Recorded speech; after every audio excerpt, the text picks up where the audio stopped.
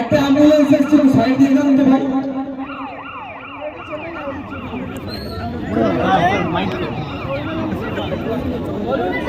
Hello,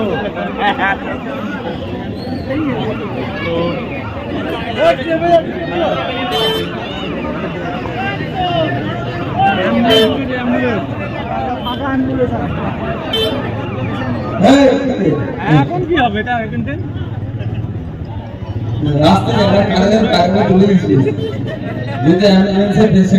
বলছিলাম আস্তে আস্তে আমার সাথে যারা ছিল, প্রায় এখানে 1030 মানুষ বসবাস করে। যাতায়াতের রাস্তাটা কত ন্যারো, কত ছোট, এমার্জেন্সি হয়ে গেলে মানে চাইবো না, কিন্তু কোনো এমার্জেন্সিতে কোনো বড় গাড়ি ঢুকতে পারবে না। এই সমস্যাগুলো সমাধান করবে যদি আপনারা না পারেন। এই সার্ভিস সাইড থেকে বলছি, তার দলের যে সমস্ত নেতারা আছে তাদেরকে বলছি, যদি দালাল রাজ না খতম করতে পারে আমাদের হাতে তুলে দেন দায়িত্ব, কিভাবে দালাল রাজ করে বন্ধ করে এরকম মানুষকে স্বাস্থ্য পরিষেবা দেওয়া যায় তার আমরা ব্যবস্থা করব। তো ওরা তো দায়িত্ব তুলে দেবে বলে আমার বিশ্বাস হয় না, কিন্তু আমাদের তো চুপ থাকলে তো হবে না।